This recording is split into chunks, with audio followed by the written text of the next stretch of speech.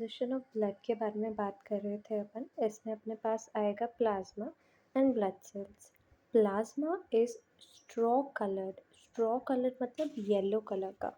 Okay इसकी composition में अब देखो, अपन ने ब्लड की कंपोजिशन में बात की कि प्लाज्मा प्रेजेंट होता है एंड ब्लड सेल्स प्रेजेंट होते हैं। ब्लड सेल्स के बारे में अपन बाद में बात करेंगे, पहले अपन प्लाज्मा के बारे में देख लेते हैं। अब अगर अपन प्लाज्मा के बारे में देखेंगे तो प्लाज्मा में 91 to 92% वाटर प्रेजेंट होता है। ओके एंड सॉलिड्स प्रेजेंट होते हैं अपने पास 8 to 10%। ठीक है, अब सॉलिड्स में अपने पास आएगा ऑर्गेनिक या इनऑर्गेनिक। तो अगर अपन देखें कि अपने पास प्लाज्मा प्रेजेंट है, प्लाज्मा में अपने पास प्रेजेंट है वाटर एंड सॉलिड्स। सॉलिड्स में जो अपने पास 8 to 10% प्रेजेंट है सॉलिड्स, उसमें अपने पास organic and inorganic solids present होंगे।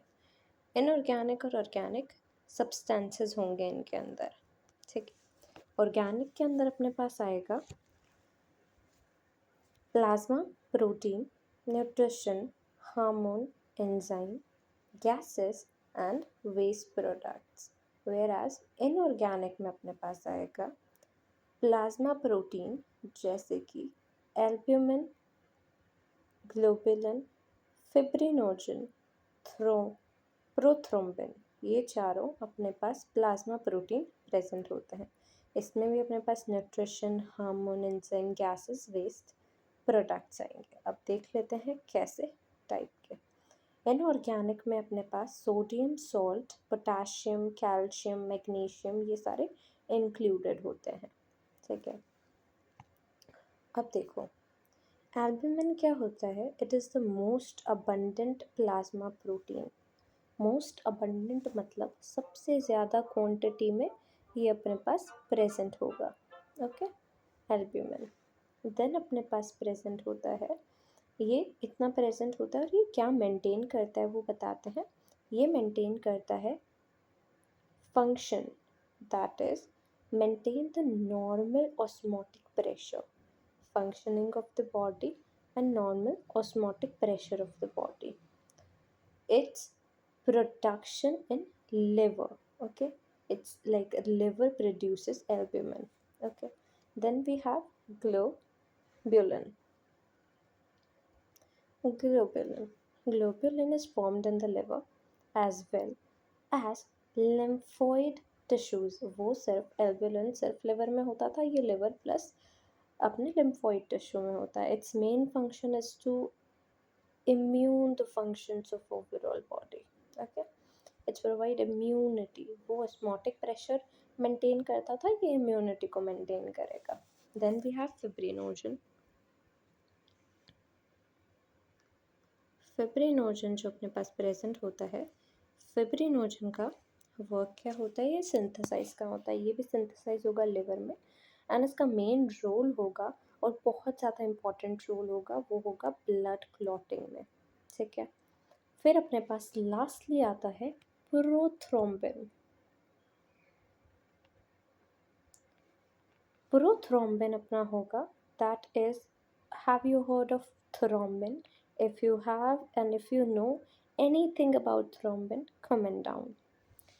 अब प्रोथ्रोम्बिन के बारे में बात करते हैं तो it is formed in the liver. Okay, liver में प्रोड्यूस होता है अपना प्रोथ्रोम्बिन। ज़्यादातर अपन देखें ना, सब लिवर में प्रोड्यूस हो रहे हैं। ग्लोबुलिन जो है वो लिवर और लिम्फोइड टिश्यू में भी प्रोड्यूस होता है। प्रोथ्रोम्बिन का मेन फंक्शन होता है ब्लड क्लॉटिंग का and maintenance of osmotic pressure का। एल्ब्यूमिन और अपना फिब्रिनोजन का जो वर्क होता है वो कंबाइन अपना प्रोथ्रोम्बिन काम कर रहा है। अब न्यूट्रिशन के बारे में देखें तो all nutrition absorbed from digestive system. सारे न्यूट्रिशन एब्जॉर्ब हो रहे हैं डाइजेस्टिव सिस्टम से थ्रूआउट ब्लड। ठीक है, अब जैसे कौन कौन से न्यूट्रिशन अब्जॉर्ब हो रहे हैं डाइजेस्टिव सिस्टम से, उसके बारे में बात कर लेते हैं। एक अपने पास आता है ग्लूकोज, दूसरा अपने पास आता है फैटी एसिड्स, देन तीसरा अपने पास आता है कोलेस्ट्रॉल। Cholesterol, right. तो अगर अपन गैसेस के बारे में देखें, अब गैसेस में अपने पास O2, CO2, नाइट्रोजन, जो भी गैसेस प्रेजेंट होती है, transport around the body and overall transport from the cells, from the plasma, from the tissues, वो सारे हेल्पफुल होते हैं इसमें प्लाज्मा की हेल्प से। लाइक वो प्लाज्मा ही है जो ट्रांसपोर्ट करवाता है सारी गैसेस का, right. Then we have enzyme, many enzyme circulate within the blood and perform chemical reaction. अब एंजाइम से एक बात ज़रूर याद रखनी है, एंजाइम से एक बात ज़रूर याद रखनी है कि जो एंजाइम होते हैं वो केमिकल रिएक्शंस में या केमिकल प्रोसेसेस में बहुत हेल्पफुल होते हैं, ठीक है। Then we have the waste products like urea, uric acid, any type of acids present in the body, ठीक है। वो जो भी वेस्ट प्रोडक्ट एक्सक्रीट आउट करता है वो थ्रू ब्लड होता है एंड थ्रू प्लाज्मा की हेल्प से भी होता है। Now let's see about serum. What is serum? Serum is blood plasma without clotting factor.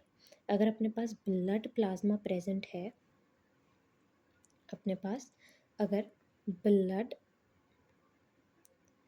Plasma present है, उसमें से अपन क्लोटिंग फैक्टर को निकाल दें, क्लोटिंग फैक्टर को सब्ट्रैक्ट कर दें या माइनस कर दें, जो भी आप बोलना चाहें, क्लोटिंग फैक्टर निकाल दें, तब अपने पास बनेगा सीरम, तब अपने पास फॉर्मेशन होगी सीरम की।